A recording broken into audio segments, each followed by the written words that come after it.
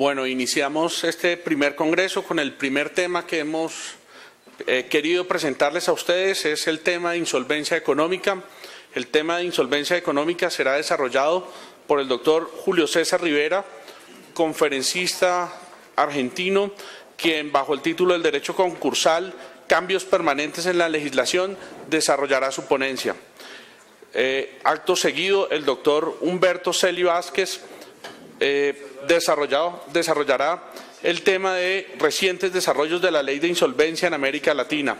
Y por último, el doctor Álvaro Izaza desarrollará el tema el acuerdo privado reorganización con validación jurídica.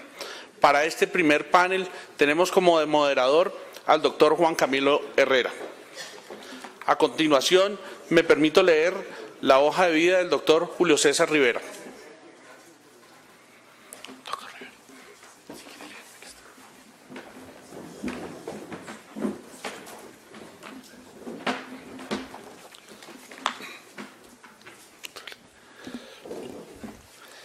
En mi calidad de moderador de esta mañana, un saludo muy especial a la mesa directiva, a la doctora Luz Marina Rincón, vicepresidenta ejecutiva de la Cámara, al doctor Edgar Ramírez, presidente del Colegio de Abogados Comercialistas, al doctor Julio César Rivera, conferencista argentino, al doctor Humberto Celi Vázquez, el jefe mío en la Superintendencia de Sociedades como delegado de la misma.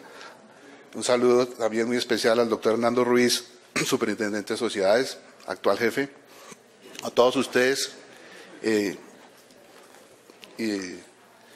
muy agradecidos por haber atendido este llamado, esta convocatoria a este Congreso Internacional de Derecho Comercial. El primer eje temático es la insolvencia económica, que iniciará con una conferencia muy importante del doctor Julio César Rivera alrededor del derecho concursal, cambios permanentes en la legislación. El derecho concursal, como todos saben, se debe a la empresa y como tal hay que protegerla. Por eso la importancia de este tema en esta mañana de hoy y que será agotada con mucho éxito por la calidad de los conferencistas y los temas escogidos. El doctor Julio César Rivera es abogado, doctor en jurisprudencia, premio Facultad Medalla de Oro y premio La Ley al Mejor Alumno de la Promoción, catedrático de Derecho Civil en la Universidad Nacional de Buenos Aires, catedrático de Derecho Concursal y Papeles de Comercio en la Universidad Nacional del Litoral, miembro de la Asociación Argentina de Derecho Comparado, miembro del Instituto Internacional para la Unificación del Derecho Privado, UNIDROIT, autor de libros en materia de Derecho Civil y Comercial, árbitro ante la International Chamber of Commerce, IATA, y en arbitrajes domésticos, integrante de la nómina de árbitros argentinos para la solución de controversias en el Mercosur, protocolo de Ouro Preto. Doctor Julio César, es para usted el escenario.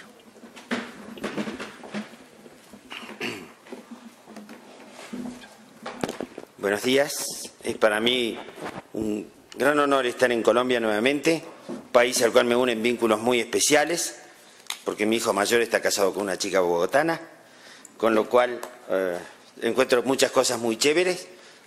A las 10 de la mañana a algún cliente le digo si le provoca un tinto o le pido que me regale una firma. Es decir, he aprendido colombiano básico y estoy muy atento siempre, por supuesto, a lo que sucede en este país.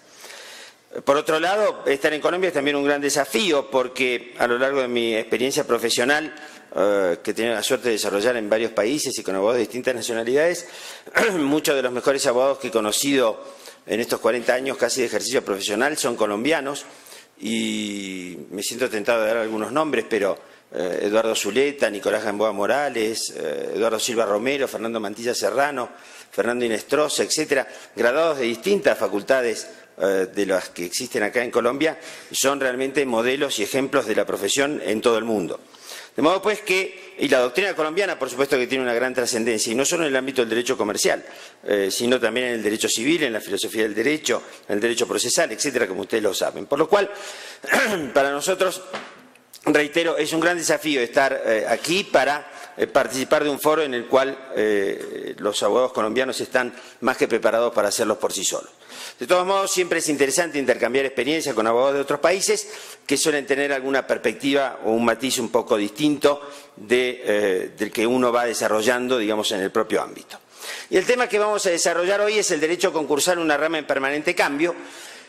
Fundamentalmente la charla va a tener dos partes, una primera introductoria muy breve que se va a referir a la exposición del fenómeno a lo largo del tiempo, es decir, a lo largo del siglo XIX del siglo XXI, y una segunda parte que va a ser la parte medular y bastante más extensa, que se referirá a las causas de este fenómeno, es decir, por qué el derecho concursal parece ser un derecho que tiene la necesidad de ir generando permanentemente reformas legislativas. ¿Por qué esa sensación de insatisfacción que tiene siempre la sociedad, las empresas, los abogados, los jueces, los síndicos, etcétera, de la propia legislación y que le induce, por lo tanto, a tratar de renovarla de manera casi permanente? Y si no, vean ustedes lo que decíamos en un informe que presentamos a la Academia Nacional de Derecho hace algunos años. Un autor francés, Michel Joantin, en un libro del año 1995, decía que en Francia nada queda de la legislación sobre quiebras del Código de Comercio de 1807. Porque hubo reformas en 1838, en 1889 se sustituyó totalmente el libro tercero del Código de Comercio de 1807. En 1935 una nueva modificación del mismo libro estuvo dirigida a acelerar los procedimientos, estableció el superprivilegio de los asalariados, previó la extensión de la quiebra por primera vez a toda persona que bajo el amparo de la personalidad moral hubiera actuado en interés propio o dispuesto de los bienes sociales como si fueran de ella.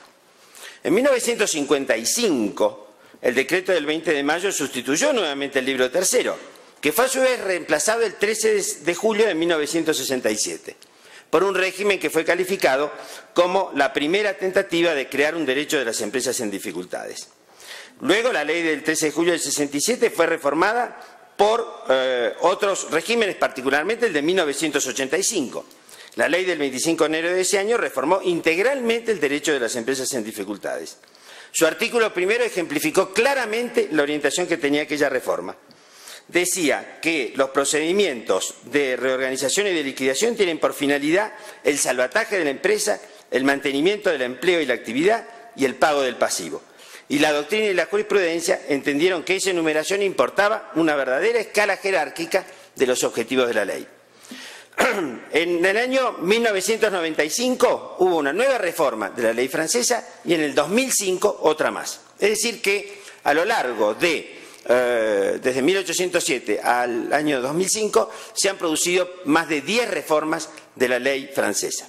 Pero esto pasó también en Italia, en el cual la ley de 1942 fue reformada en 1979 con la incorporación del sistema de administración de grandes empresas en crisis, conocida como el decreto Prodi. En 1994 se reformó la ley alemana, un nuevo régimen fue creado por la ley del 5 de octubre. El derecho americano está regido básicamente por la ley de 1978, pero a partir de las quiebras de algunas grandes compañías y sobre todo el enorme crecimiento del número de quiebras empresarias y de quiebras personales, decenas de proyectos fueron presentados a la comisión creada especialmente para la reforma del derecho concursal. En el año 2001, como vamos a ver, se aprobó por el Senado una reforma que finalmente entró en vigencia en 2005. En Inglaterra, la Insolvency Act de 1986 sustituyó al derecho anterior. Y en el derecho argentino hubo el Código de Comercio de 1859-62, el Código de Comercio de 1889, la Ley de 1902, la de 1933, la de 1972, la de 1995, que a su vez fue reformada 2 veces en el año 2002 y finalmente en el año 2006. Es decir que es clarísimo la cantidad de reformas que han habido en el siglo XX. Pero es aquí que en el siglo XXI, en los poquitos años que llevamos del siglo XXI, se advierte una cantidad de reformas altamente significativas en el derecho, ya no de países periféricos o secundarios, sino de países centrales, es decir, aquellos que tienen las economías más desarrolladas. Por ejemplo, una de ellas, y muy conocida, es la reforma del derecho americano en el año 2005, del régimen francés en el mismo año y de la ley italiana en el año 2006. Todos ustedes, por supuesto, conocen la reforma del derecho colombiano y la del derecho chileno también del año 2005. Australia no tenía prácticamente un desarrollo del derecho concursal. Durante muchísimo tiempo en Australia el derecho concursal fue una rama del derecho de las sociedades. No tenía autonomía didáctica ni científica. Se lo estudiaba simplemente como un capítulo de la liquidación de las sociedades. Sin embargo, después de las quiebras de Ansett, una gran compañía aérea, la segunda del país, se decidió o se entendió que el derecho concursal tenía ya la suficiente autonomía como para que hubiera una ley que específicamente tratara procedimientos de insolvencia más allá de la mera liquidación. El derecho de la India ha tenido una reforma muy significativa en el año 2002 dentro de la ley de sociedades. Japón, Turquía, Nueva Zelanda, etcétera, han incorporado nuevas leyes. Y algunos países han sustituido íntegramente su régimen.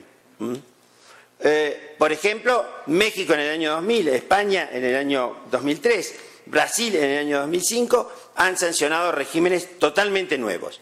Mientras que otros países han creado regímenes para suplir lo que no tenían, es decir, para llenar un vacío que estaba creado por circunstancias particulares de cada uno de esos países, a veces por regímenes económicos rigurosamente socialistas, como el caso de China, en otros porque no tenían prácticamente una actividad económica que necesitara o que hiciera, digamos, aparecer la necesidad de que se sancionara una ley de quiebras, como el caso de Nepal, y otros, en definitiva, que han ido incorporándose a la economía de mercado y que, por lo tanto, requieren la existencia de un procedimiento de insolvencia relativamente eficaz.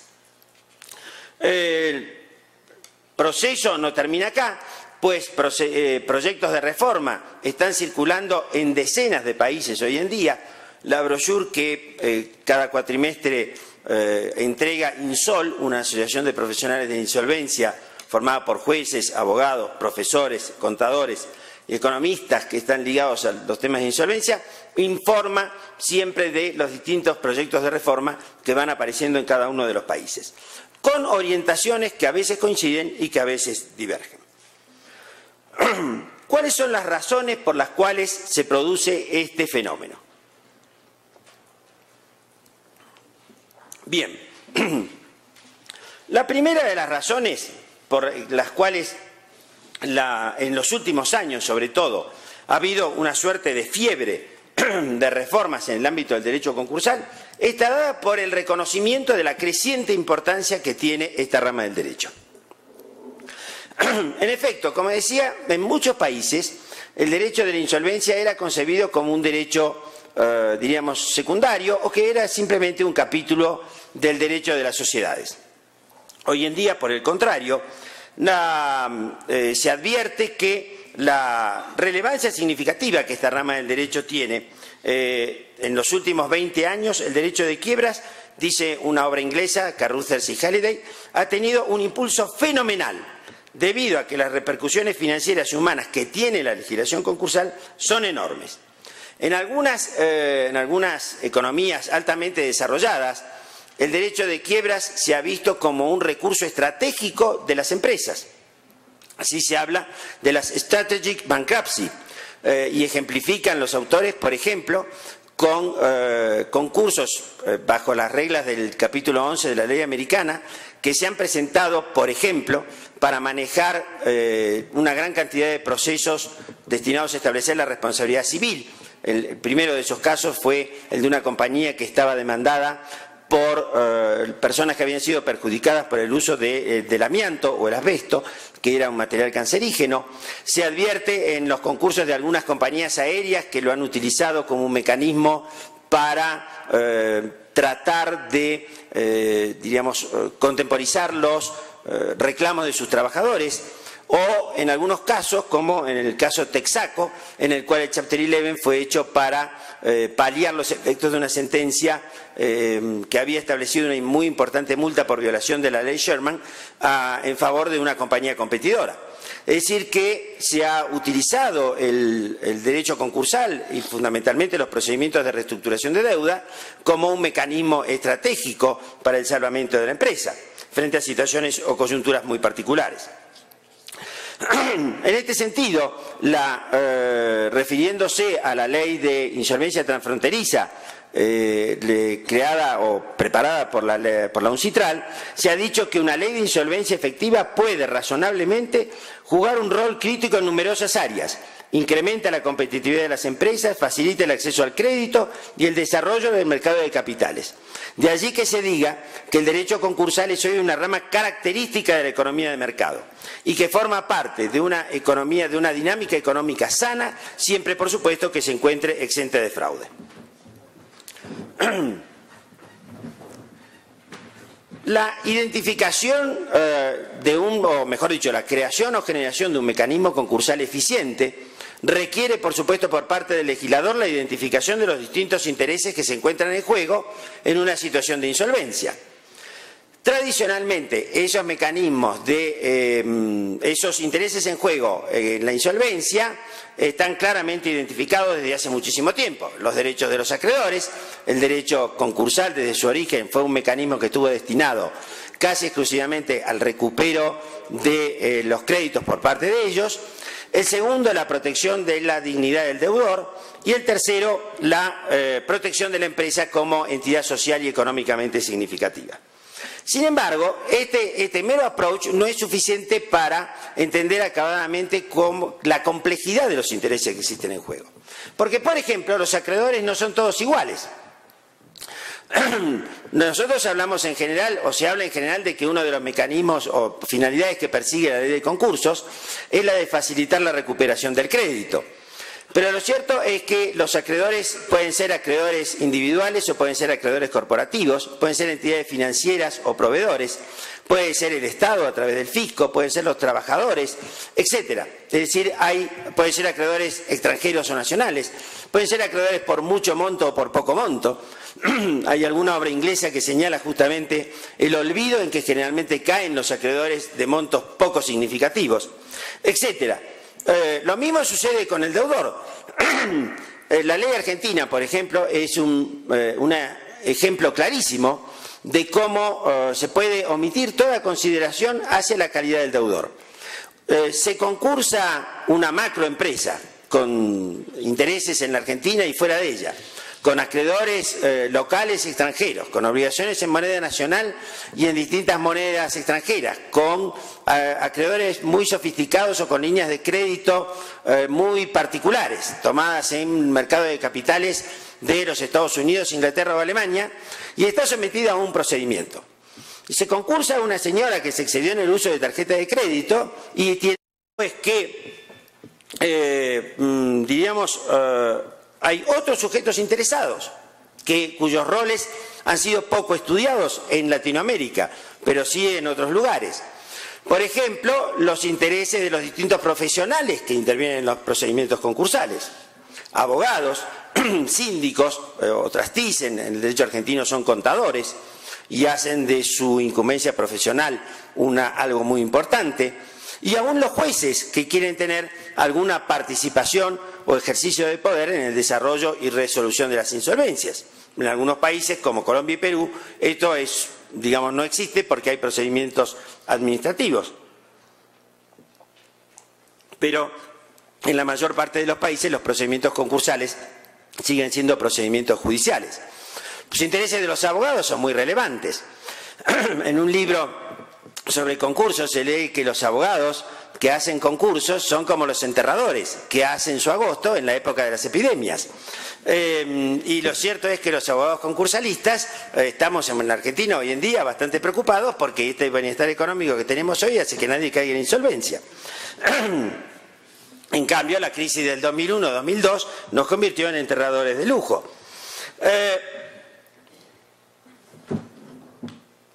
Bien, por otro lado, se ha visto claramente cómo la insolvencia atañe a otros intereses, más generales. En particular, lo que se señala es que el régimen de insolvencia tiene una relación muy estrecha con el sistema económico-financiero. La posibilidad de tener un procedimiento que distribuya, que distribuya equitativamente los riesgos propios de una economía de mercado entre los distintos agentes que operan en la economía, es un mecanismo que impulsa las inversiones en ese país. Esto que está ahí señalado en cursiva proviene de un informe del Fondo Monetario Internacional sobre la importancia de los regímenes de insolvencia. La repartición previsible, equitativa y transparente de los riesgos entre los sectores de una economía de mercado es lo que debe perseguir un régimen concursal. Es decir, se trata de evitar la desaparición de empresas viables, de maximizar el valor de la empresa en interés de todas las partes comprometidas, esto es, asalariados, empresarios, acreedores, etcétera. Y naturalmente, en general, la economía del país que puede beneficiarse por tener un mecanismo concursal que resulte razonablemente transparente y que distribuya razonablemente esos riesgos propios de la economía de mercado. De modo pues que lo que uno puede ver es que esta descripción de los intereses en juego, de los distintos agentes y de la relación directa que existe entre un sistema concursal y la sanidad del sistema económico financiero del país ha llevado a a unas corrientes legislativas que claramente tienden a la priorización de la conservación de la empresa, la ampliación y facilitación, por lo tanto, de las soluciones preventivas de la quiebra. Es decir, si uno analiza todas las reformas que hemos mencionado que se han producido en el siglo XX y muchas de las que se produjeron en los últimos años, en los primeros años del siglo XXI y en los últimos años del siglo XX, verá que la gran mayoría de ellas se han destinado, se han dirigido a la generación de mecanismos tendientes a evitar la desaparición de empresas viables por vía de la liquidación y, por lo tanto, a priorizar los mecanismos preventivos. En este sentido, es muy importante la reforma italiana, por ejemplo. La reforma italiana, que ha sido comentada en Buenos Aires por Francesco Galgano en la revista de Derecho Comparado, ha establecido algunos requisitos o ha eliminado requisitos para la presentación de los deudores bajo el procedimiento preventivo, ha reducido el rol de los tribunales judiciales en el manejo de los procedimientos, ha ampliado y privilegiado la gestión privada de la crisis y ha, por lo tanto, adoptado una serie de medidas instrumentales para estos objetivos. Por ejemplo, ha eliminado el requisito de estar inscrito en la matrícula del comerciante, la exigencia de que el deudor sea merecedor del acuerdo preventivo. Ustedes recordarán, los profesores de Derecho Comercial particularmente, aquel figurino de Bolafio del comerciante honesto más venturato, que era el que era merecedor del concurso preventivo, de la solución preventiva. Esto hoy en día es naturalmente sería una rémora en las leyes concursales modernas y la ley italiana, sin embargo, recién lo elimina con la reforma del 2005. Establece la ley italiana, o elimina, mejor dicho, la ley italiana el requisito que existía en ella de que el deudor debía ofrecer el 40% como mínimo a los acreedores quirografarios y el pago total de los créditos privilegiados. Y, sobre todo, da un nuevo perfil al principio de la par condicio creditorum, en tanto facilita o propicia que el deudor clasifique a los acreedores en distintas categorías, pudiendo ofrecerle alternativas distintas a cada uno de ellos. Quiero señalar que estas reformas que hoy en día circulan, como se suele decir entre los comparatistas, por todo el mundo, no son novedosas para los argentinos. La ley de 1995, severamente criticada por los autores del momento por su privatismo, estableció que toda persona puede pedir su concurso preventivo, esté o no inscrita en los registros públicos mercantiles. Eliminó los requisitos subjetivos, como el ser merecedor del acuerdo preventivo. Suprimió la exigencia del 40% del pago de los acreedores quirografarios. Y posibilitó la clasificación de los acreedores en categorías, así como, también como lo hace la ley italiana del año 2005, suprimió la facultad del juez de revisar el mérito de la propuesta que hiciera el deudor, debiendo limitarse el juez a comprobar que se hubieran obtenido las mayorías legalmente exigidas. Aquello que algún autor argentino dijo convertía al juez en un mero cuentaporotos. De todos modos, los jueces conservan naturalmente la facultad de revisar el mérito del acuerdo cuando éste reflejase un fraude contra los acreedores o un abuso del derecho, como lo reconoció después la ley argentina a través de alguna de sus reformas. La ley brasilera, la ley chilena, han también establecido nuevos mecanismos de acuerdo de soluciones preventivas. La ley chilena en particular ha generado o ha privilegiado los convenios que evitan la liquidación de las empresas, para lo cual ha incorporado algunas figuras nuevas muy interesantes como el facilitador y la posibilidad de que algunas cuestiones sean sometidas a arbitraje dentro del procedimiento concursal. Finalmente, la ley francesa del 2005 profundiza esta orientación, que ya estaba presente en la ley francesa anterior. Ha generado mecanismos prejudiciales como la conciliación y el mandato, y por ello se dice que la prevención debe ser el gesto reflejo de quien gobierna la empresa.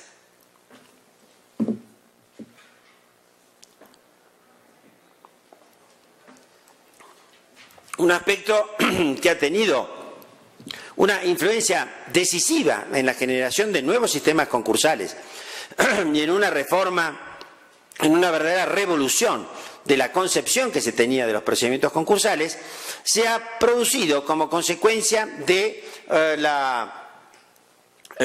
diríamos, de la expansión de los efectos de las crisis locales. Ustedes saben que perfectamente que uno de los efectos, y quizás uno más que de los efectos, que uno de los síntomas más evidentes de la globalización es la circulación del capital financiero. El capital hoy en día, como dice el académico argentino Julio Olivera, no tiene nacionalidad, circula por encima de las fronteras diariamente en cantidades impresionantes y se transfiere por el solo hecho de manejar una computadora. ¿A dónde van los capitales?, dice el doctor Julio Olivera en un informe magnífico que presentó en la Academia Nacional de Derecho de Buenos Aires. Se van a los países que ofrecen más altas condiciones de juridicidad.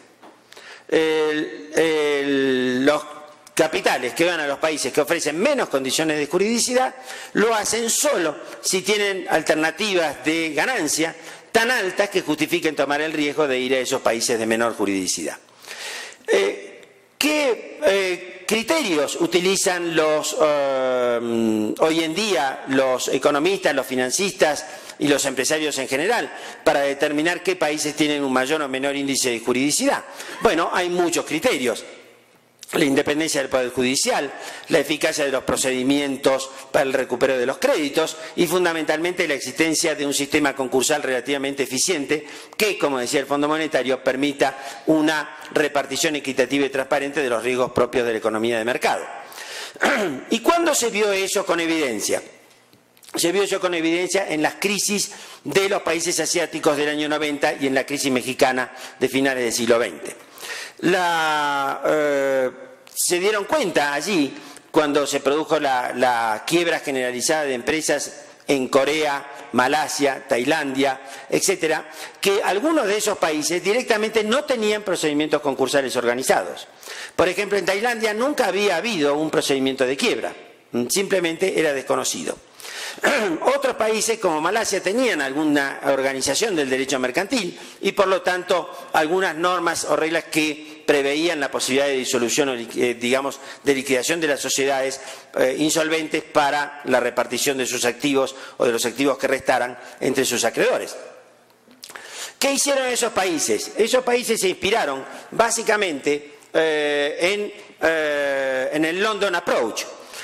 En 1980, entre una crisis de la economía británica, fundamentalmente de la industria del carbón y de la industria del acero, el Banco de Londres sugirió a los bancos acreedores que negociaran directamente con los deudores la reestructuración de las deudas. Esto podía deberse también a la inexistencia de un mecanismo concursal eficiente en el derecho inglés, que básicamente conducía al desapoderamiento del empresario en cualquier procedimiento de insolvencia y a la liquidación como regla, es decir, que no había procedimientos preventivos de la quiebra que tuviesen un funcionamiento razonable. Esas relaciones entre los bancos y sus deudores dieron lugar a este denominado London Approach, que se caracterizaba por el reconocimiento de ciertas reglas de un gentleman agreement entre los acreedores entre sí y de los acreedores con el deudor. Ello significaba, por un lado, el dar al deudor una suerte de respiro, un standstill period, en el cual los acreedores no ejercerían acciones tendientes a obtener el cobro de sus créditos para evitar el desguace de los activos de la compañía y, por lo tanto, la paralización de sus actividades. En segundo lugar, el establecimiento de un comité de acreedores que negociara directamente con el deudor la reestructuración de la deuda. En tercer lugar, la posibilidad de otorgamiento de un nuevo financiamiento que tendría que tener una preferencia sobre los créditos anteriores. Y, en fin, alguna serie de medidas como la realización de un due diligence sobre la compañía para ver realmente las posibilidades que ésta tenía de repago de sus obligaciones. Estos denominados workouts, es decir, trabajos realizados fuera de la Corte, fueron los que inspiraron las soluciones de los países asiáticos. Claro, ellos no tenían, como decíamos, un sistema demasiado desarrollado de procedimientos judiciales de insolvencia, con lo cual no tuvieron problema en crear inclusive agencias estatales que fueron las que cumplieron el rol de una suerte de conciliadores o mediadores entre los bancos acreedores y las compañías en estado de insolvencia. Pero lo cierto es que los workouts tuvieron tal suceso en la reestructuración de las compañías durante la crisis de los países asiáticos que rápidamente inspiraron reformas en otros países que enfrentaron situaciones de crisis. Y la revolución estuvo en que se entendió que los procedimientos judiciales eran demasiado lentos, demasiado caros y demasiado ineficientes como para resolver situaciones de crisis sistémica en la cual grandes compañías están en insolvencia y por lo tanto existe un riesgo muy generalizado de quiebra total de la economía. Esto fue lo que sucedió claramente en la Argentina entre fines de 2001 y comienzo del 2002. A comienzo del 2002, un informe del Banco Mundial absolutamente reservado decía que todas las empresas argentinas que tenían tomado deuda en los mercados de capitales de extranjeros iban a estar en default. Y esto era clarísimo como consecuencia de una gran devaluación que se había producido y la especificación de los créditos de estas compañías y de las tarifas que ellas cobraban las que explotaban servicios públicos en la República Argentina. De modo pues que rápidamente cundió la necesidad de realizar una reforma muy importante al régimen concursal, de modo de facilitar un mecanismo que tuviera a su cargo una misión inédita, que era la de resolver el problema de decenas de las principales compañías de la República Argentina o que operaban en la República Argentina que se enfrentaban a una crisis generalizada. Con el profesor Reutemann tuvimos oportunidad de trabajar en conjunto en muchos casos y también en la reforma de la legislación argentina y nos enfrentamos a situaciones totalmente inéditas, como por ejemplo que asesorando a un banco americano que había dado grandes líneas de crédito a las principales empresas argentinas, a fines o a mediados del 2001 tenía una mora insignificante del 0,5 de su cartera y a los 6 meses tenía una mora que representaba el 90% de su cartera. De modo pues que frente a este panorama la Argentina adoptó como siempre dos caminos absolutamente contradictorios entre sí. En primer lugar, sancionó una ley que protegía absolutamente a los deudores y que prácticamente evitaba que los acreedores pudieran ejecutar sus garantías o recuperar sus créditos. Yo publiqué un artículo en el cual decía que esta era una ley que parecía digna de Mompracem. Mompracem, ustedes recordarán, era la isla en la cual tenía su cuartel general Sandokan, el famoso pirata de la Malasia que creó Emilio Salgari. Con la diferencia de que Salgari era un hombre de honor, Sandokan era un hombre de honor y seguramente honraría sus deudas y no como los empresarios argentinos. Querían hacer según decía esta ley. Entonces rápidamente se operó la contrarreforma, es decir que fue una nueva ley exigida por el Fondo Monetario Internacional, que nos tocó negociar por circunstancias absolutamente coyunturales y circunstanciales a nosotros junto con otro gran abogado argentino, el doctor Emilio Cárdenas, y con un altísimo funcionario del Gobierno Nacional, con el cual tuvimos que dejar sin efecto esta ley pirata del año 2002 y sancionar otra en su lugar. Esta otra ley creó un procedimiento del acuerdo preventivo extrajudicial, que era un procedimiento extremadamente sencillo y expeditivo, en el cual el deudor podía negociar directamente con sus acreedores y presentarse una vez que hubiera obtenido determinadas mayorías de la parte de deuda que quisiera reestructurar a un tribunal judicial para obtener la homologación y hacer que ese acuerdo fuera obligatorio para todos los acreedores que estuvieran en la misma condición o circunstancia. La verdad es que por el apuro con el cual se hizo, inclusive el secreto y el sigilo con el cual se hizo esta segunda ley, porque formaba parte de complejísimas negociaciones que tenía Argentina con el Fondo Monetario en ese momento, la regulación es bastante, diríamos, esquemática y tiene naturalmente muchas omisiones que se fueron viendo en la práctica. Sin embargo, lo cierto es que esa ley permitió la reestructuración de la deuda de las principales compañías argentinas, que de ese modo evitaron el procedimiento del concurso preventivo, que hubiera sido largo y muy costoso. Pudieron reestructurar la parte de deuda que les interesaba, es decir, generalmente la deuda financiera, y no el resto de sus obligaciones comerciales, laborales o fiscales, con las cuales no tenían problemas. Realmente se trató de un mecanismo absolutamente exitoso. Yo he dicho más de una vez que en realidad hoy en día este mecanismo o se lo renueva y se lo ajusta superando las omisiones que tiene, o si no, lisa y llanamente se lo deroga por otro mecanismo. Se lo deroga porque ya no tiene función o razón de ser en la ley, dado que se superó la situación coyuntural para la cual fue creada. Pero lo cierto es que los workouts o procedimientos extrajudiciales se están imponiendo inclusive en la región, como lo va a señalar uno de los expositores después. La ley brasilera, la ley chilena han generado mecanismos que están tendiendo claramente a la reestructuración extrajudicial de las obligaciones, aunque todavía con relativo éxito porque no están incorporados naturalmente a la práctica de esos países.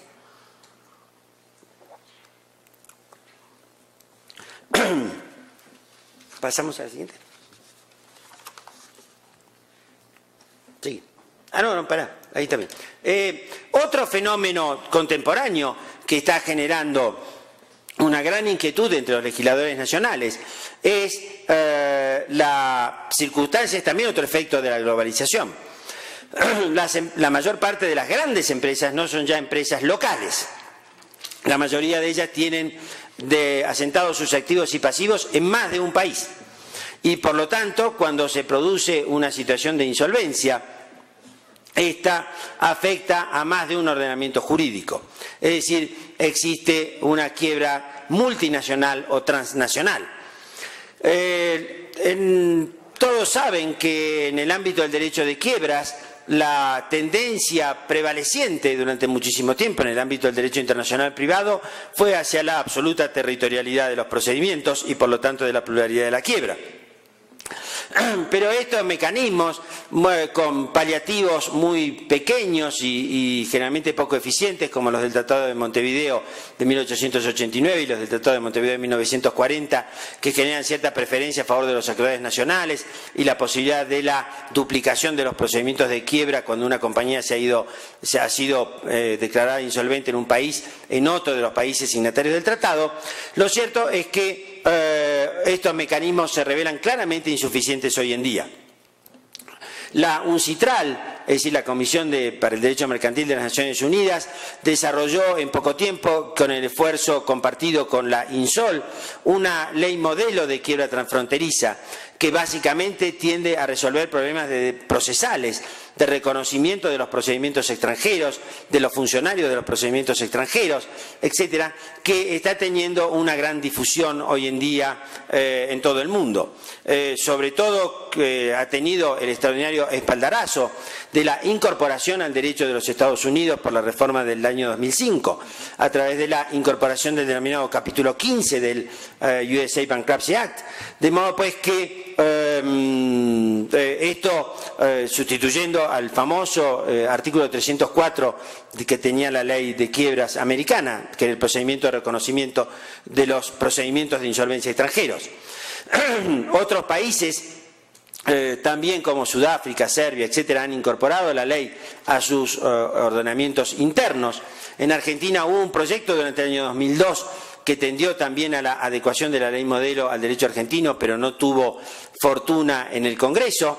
De todos modos, es previsible que en el futuro muchos países vayan adhiriendo al mecanismo de la ley transfronteriza, de la ley modelo UNCITRAL. Por otra parte, la en Europa el reglamento comunitario del 29 de mayo del año 2000 contiene reglas materiales, algunas reglas materiales, y ya tiene importantes aplicaciones concretas. Pasamos al siguiente, si nos pasamos. Un tema que está todavía en ciernes o apareciendo en el derecho de algunos países es la utilización del derecho concursal como un mecanismo de control a la utilización de las sociedades extranjeras.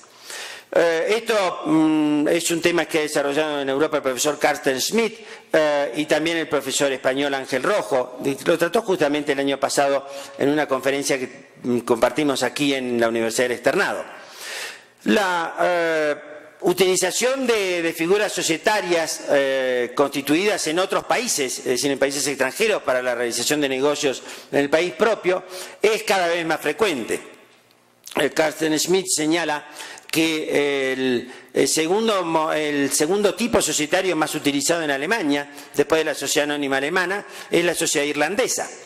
Y en los brochures de Insol se ha publicado un artículo por un autor alemán en el cual señala cómo las compañías alemanas recurren a sofisticados procedimientos para convertirse de sociedades alemanas en sociedades inglesas o irlandesas, de modo de aprovechar justamente las ventajas que tienen algunos procedimientos de insolvencia o de otro tipo frente a los rigurosos procedimientos alemanes.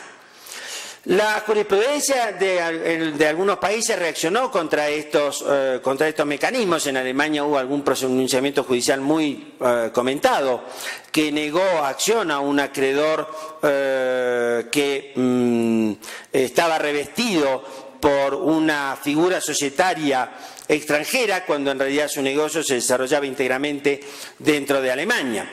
Pero la Corte Europea de Luxemburgo rechazó tal criterio, lo consideró violatorio de las reglas de la Unión Europea y por lo tanto la tentativa, diríamos que por ese lado fracasó. En el derecho argentino tuvimos exactamente la misma experiencia, un pronunciamiento de un tribunal civil de la capital federal, un tribunal de apelaciones, negó acción a un acreedor hipotecario que era una sociedad extranjera porque decía no era una sociedad que realizara actos aislados en la República Argentina, sino que operaba de manera corriente otorgando crédito en el país. Ese pronunciamiento también fue revocado por la Corte Suprema de la República Argentina. Y entonces esto es lo que llevó a los profesores Schmitt y Rojo a comentar que en realidad la proliferación de la utilización de la sociedad de distintos países para beneficiarse de mecanismos de insolvencia menos rigurosos o quizás a veces de mecanismos fiscales más beneficiosos o de otro tipo, deben tener su control por la vía del derecho concursal. Es decir, los mecanismos que admitan o rechacen la incorporación de sociedades extranjeras a los procedimientos de insolvencia dentro de determinados países, o inclusive la extensión de la quiebra o las sanciones contra los administradores en los casos en los cuales se advierta que la utilización de estas figuras societarias ha sido hecha exclusivamente con la finalidad de dificultar a los acreedores el ejercicio de las acciones de recupero de sus créditos.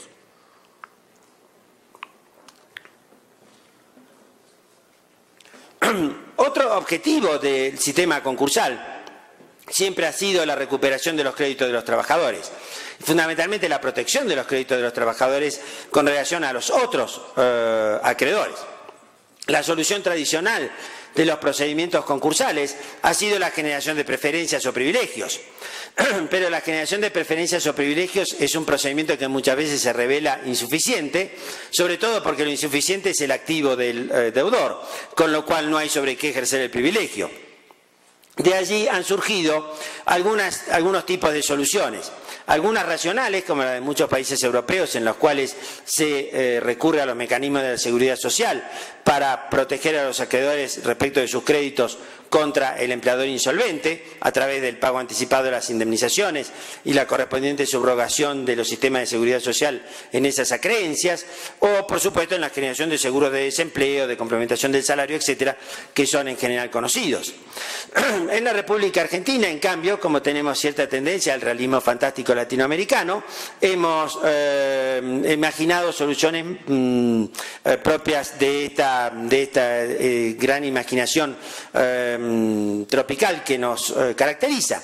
Y entonces, en los últimos años hemos creado las cooperativas de trabajadores para el desarrollo, para que gestionen la empresa insolvente, es decir, en realidad lo que gestionan son los activos de la empresa insolvente, para desesperación de los acreedores que ven postergar sine die la percepción de sus créditos.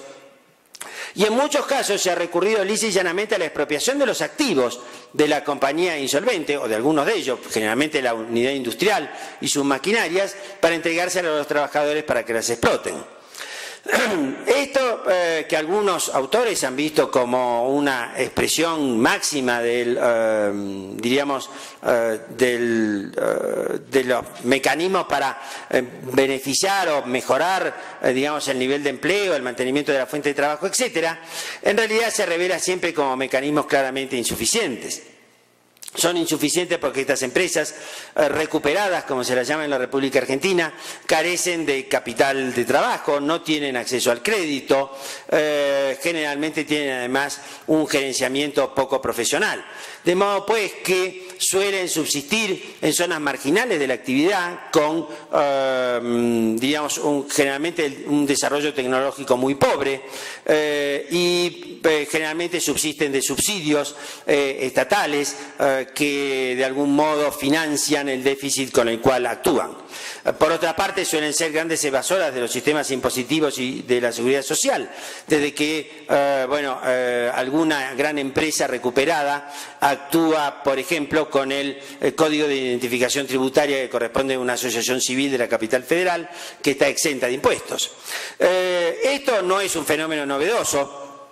Siempre recuerdo un viejo trabajo de Franceschelli en el libro de homenaje a Luigi Ferri, que se llamaba algo así como L'apprendista de Estragone, el elixir de la lunga vita o il mito de la impresa inmortale, ¿no? Es decir, el aprendiz de Brujo, el elixir de la larga vida o el mito de la empresa inmortal, referida al decreto Prodi de 1979 sobre la administración de grandes empresas en crisis.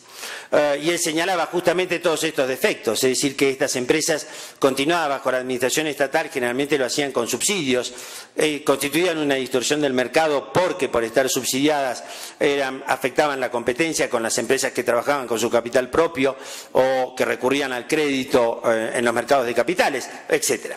De modo pues que de todos modos estas soluciones mágicas, como suelen tener, digamos, alguna ejemplaridad, hay otros países que tienen o han ido adquiriendo soluciones más o menos semejantes. Hay otros problemas que se presentan en el derecho actual. Uno de los aspectos cruciales para que funcionen los workouts, es decir, los acuerdos con los acreedores fuera de los tribunales, es qué sucede con el nuevo financiamiento que la empresa reciba. Es decir, es clarísimo que uno de los grandes problemas de las empresas insolventes que recurren a los procedimientos judiciales es que aun cuando obtengan la reestructuración de sus deudas por vía de un acuerdo homologado, deben subsistir sin crédito. Es más, por ejemplo, las normas argentinas sobre calificación crediticia que tiene establecidas el Banco Central de la República Argentina dicen que una empresa concursada debe estar calificada en la última categoría, por lo menos mientras no haya pagado alguna de las cuotas de sus obligaciones concordatarias. De modo pues que no solo no tienen, sino que no pueden recibir crédito, o los bancos no pueden darle crédito a estas empresas. Con lo cual, a una empresa concursada, aun cuando sea una empresa de buen nivel y que ha obtenido la homologación de su acuerdo o concordato, debe recurrir a fuentes de financiamiento secundarias. Esto es, generalmente opera con el descuento de los mismos títulos circulatorios que recibe en pago de los bienes o servicios que produce, y los tiene que descontar a tasas mucho más altas que las empresas, naturalmente, que no están en situación de concurso. Esto naturalmente conspira contra la rentabilidad y conspira por lo tanto contra la posibilidad de cumplimiento del acuerdo y de la real recuperación de la empresa.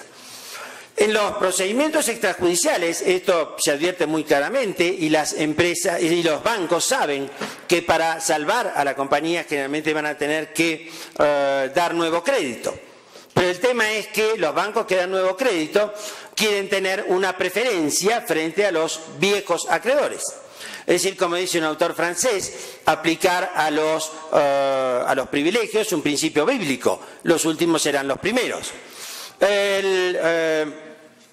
La solución la imaginaron los autores franceses de la ley de 1985, en cuyo artículo 40 establecieron una suerte de privilegio absoluto de los créditos postconcursales respecto de los créditos preconcursales, en el régimen del reglamento judiciaire. Pero ¿esto qué sucedió? Que entonces afectó claramente el crédito de las empresas solventes, porque nadie quería darle crédito prendario, hipotecario o quirografario a una empresa que pudiera el día de mañana estar en una situación de insolvencia y esos créditos ser postergados por los acreedores posteriores. De modo pues que rápidamente se tuvo que hacer una reforma a este artículo 40 de la ley del 85 y establecer que ciertos créditos, como los de los trabajadores, los del fisco y los créditos prendarios e hipotecarios, no serían postergados por los acreedores postconcursales. Claro, que si uno saca entonces a los acreedores prendarios e hipotecarios, a los del fisco y de los trabajadores, son muy pocos los acreedores que realmente serían postergados por los acreedores postconcursales. El nuevo régimen de conciliación establecido por la reforma del 2005 también prevé algún mecanismo tendiente a privilegiar calificadamente a los acreedores posteriores al concurso. En el régimen de los Estados Unidos esto también es derecho vigente, y en la República Argentina imaginamos un mecanismo que fue el de establecer que el acuerdo concordatario homologado por el juez produce la novación de las obligaciones del deudor concursado. ¿Esto qué significa? Que si un acreedor tiene un pasivo de 100, pero consiguió un acuerdo preventivo que le permite pagar el 40% de sus obligaciones, la quiebra posterior no va a producir el renacimiento de las obligaciones en su magnitud original, sino que el pasivo quedará definitivamente cristalizado en aquello que aprobaron los acreedores y el juez homologó en el concurso preventivo. Porque diríamos, ¿por qué esto tiene relación con el crédito postconcursal? Porque cuando los bancos medían el riesgo crediticio de una empresa concursada, aunque ya estuviera en etapa de cumplimiento del acuerdo, lo hacían no en función de lo que resultaba del acuerdo preventivo, sino en función de lo que era el pasivo total que había sido verificado, aun cuando hubiera habido una quita aprobada por los acreedores. Pues en el régimen anterior, de producirse la quiebra, las obligaciones renacían en su magnitud original. De todos modos, la situación de las empresas insolventes en Argentina y en la mayor parte de los países del área sigue siendo exactamente la misma, es decir, la carencia de crédito en la etapa postconcursal. Otro tema que viene teniendo repercusión es el tema de los acreedores involuntarios. En general, el principio o paradigma del derecho concursal desde el medioevo es que todos los acreedores están sometidos a los efectos del concurso preventivo o de la quiebra. Pero resulta, como decíamos al principio, que los acreedores no son todos iguales entre sí. Y con motivo de análisis que se han hecho sobre la importancia y la conveniencia de mantener o modificar el sistema de responsabilidad limitada en ciertas sociedades, en la doctrina norteamericana se ha desarrollado esta distinción entre los que denominan acreedores voluntarios, que son aquellos que dan crédito, empresas de tarjeta de crédito, bancos, compañías financieras o que invierten en el mercado de capitales, que son distintos de los acreedores involuntarios, es decir, aquellos que se relacionan y obtienen un crédito o generan un crédito contra un deudor sin que esté en juego su voluntad en ello. El típico caso del acreedor involuntario es el acreedor por daños y perjuicios, es decir, el señor que es arrollado por un camión o por un automóvil de propiedad de la compañía que el día de mañana será insolvente. Esto es muy común en las empresas de transporte. En la Argentina, los concursos que se han hecho, y muchos, de las empresas ferroviarias y de las empresas de transporte terrestre, en realidad se hicieron para manejar grandes pasivos provenientes de acciones de daños y perjuicios de los damnificados por los accidentes de tránsito o los accidentes de la circulación. Otra categoría de acreedores involuntarios, aunque no tanto, son los trabajadores y es el fisco. Estos acreedores en realidad son acreedores que pueden estar vinculados por algún tipo de relación no tan involuntaria como la del accidentado, pero que en definitiva no están en situación o posibilidad de pedir una garantía para el cumplimiento de sus créditos. De modo pues que merecen estar protegidos especialmente por la ley. El mecanismo que los legisladores vienen pensando y la doctrina viene desarrollando es el de excluir alguna de estas obligaciones del discharge o liberación del acreedor después del concurso o de la liquidación. Y en la Argentina ha habido un pronunciamiento judicial emanado de una Cámara de la provincia de Buenos Aires que excluyó de los efectos del concurso preventivo a un acreedor de una compañía de transporte de colectivo, de transporte terrestre, que tenía una edad muy avanzada y dijo que no era posible que estuviera sometido a los efectos de un concurso preventivo que preveía el pago de las obligaciones a 20 años. Es decir, que necesariamente iba a terminar de percibir la indemnización sus herederos, puesto que su vida física razonablemente se habría extinguido mucho antes de obtener el cumplimiento de su crédito.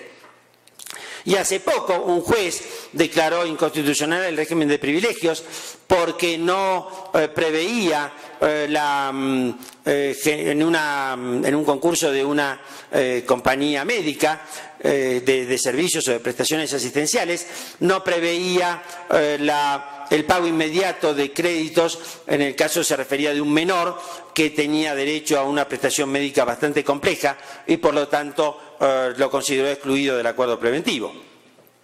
En otra decisión de un tribunal de primera instancia se declaró excluido del acuerdo preventivo a un crédito muy especial. Era un crédito de una organización no gubernamental que pretendía que una compañía de transporte ferroviario construyera las rampas de acceso para las personas discapacitadas. Y nosotros sostuvimos como abogados de esa organización que este tipo de obligaciones no podía estar sometida a los efectos del acuerdo preventivo ni ser negociada con el deudor.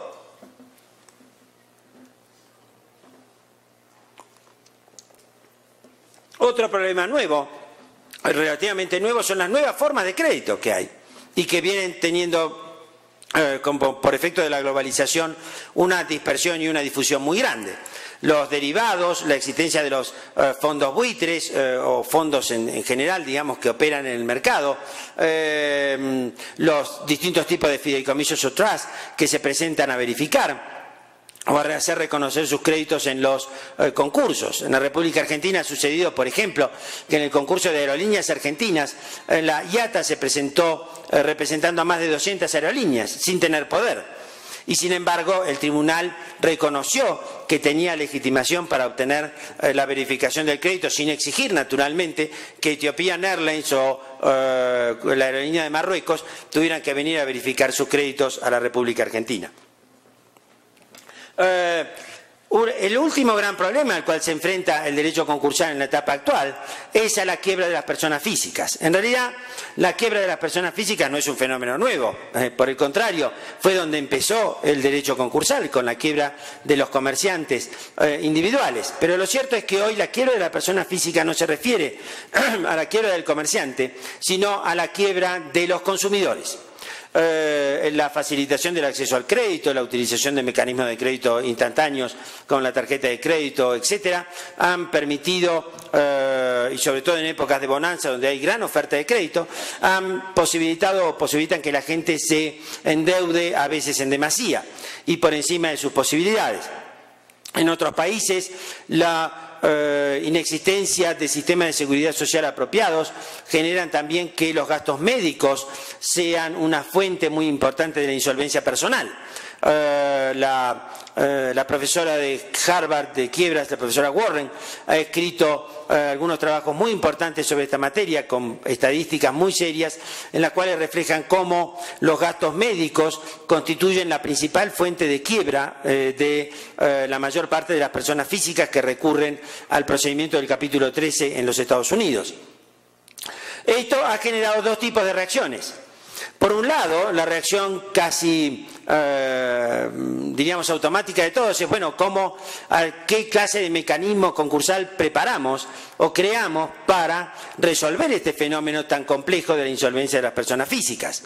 La INSOL nuevamente ha preparado una serie de guía, una suerte de guía para tratar estos casos, en los cuales se ha dicho tienen una extraordinaria importancia económica, pero además tienen una enorme importancia sociológica por los efectos psicológicos que la quiebra produce sobre las personas físicas.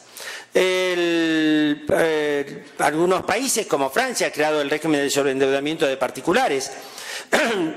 Australia y Nueva Zelanda están generando nuevos sistemas. En Rusia hay un proyecto de ley del año 2005 que preveía también la posibilidad de liquidación de los patrimonios de las personas físicas que tuvieran cierto nivel de endeudamiento. En general, estos procedimientos tienden a crear un ámbito de negociación directa entre los consumidores y sus acreedores.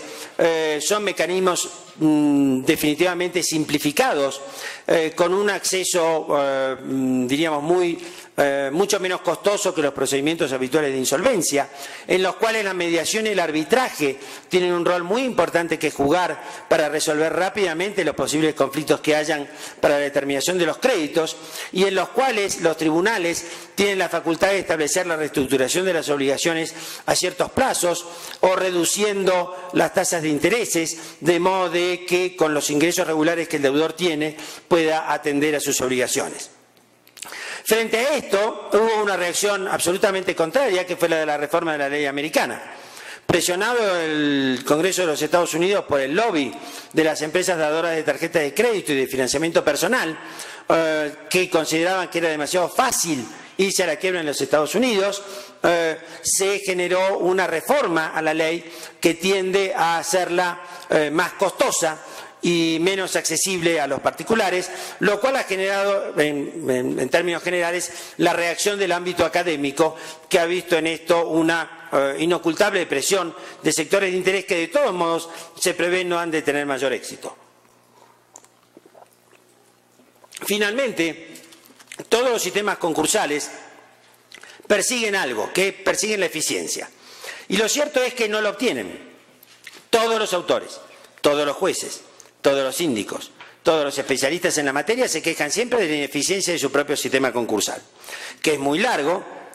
Todos hacen cálculos sobre cuánto dura un procedimiento concursal en su país, que es muy costoso, que las soluciones preventivas llegan tarde, que se abusa de las soluciones preventivas, pues recurren a ellas empresas que no son viables y la mayoría de ellas, a pesar de seguir el procedimiento, terminan en quiebra, etcétera. Es decir, hay una sensación de permanente frustración respecto del funcionamiento del sistema. En algunas circunstancias los sistemas judiciales son extremadamente ineficientes en general y más ineficientes en particular cuando tratan los procedimientos concursales, muchas veces por desconocimiento de la materia por los jueces, por el escaso profesionalismo de los síndicos encargados de gestionar los procedimientos concursales como funcionarios judiciales, e incluso a veces por la inexistencia de medios materiales a favor de los tribunales, y en general también a veces por la corrupción que existe en algunos sistemas judiciales o en sistemas administradores de insolvencia, como se ha visto en muchos países. Esto es quizá también una causa muy importante de la renovación permanente del sistema concursal. Quizá también porque los abogados y los jueces y los académicos no nos queremos convencer de que el derecho de la insolvencia es de por sí un derecho de la frustración, porque lamentablemente la insolvencia es siempre una frazada corta. Si nos queremos tapar los pies, nos vamos a destapar la cabeza, y contra eso no hay ley que pueda. Señores, muchas gracias, espero que les haya interesado el tema y quedo sometido a sus preguntas. Muchas gracias.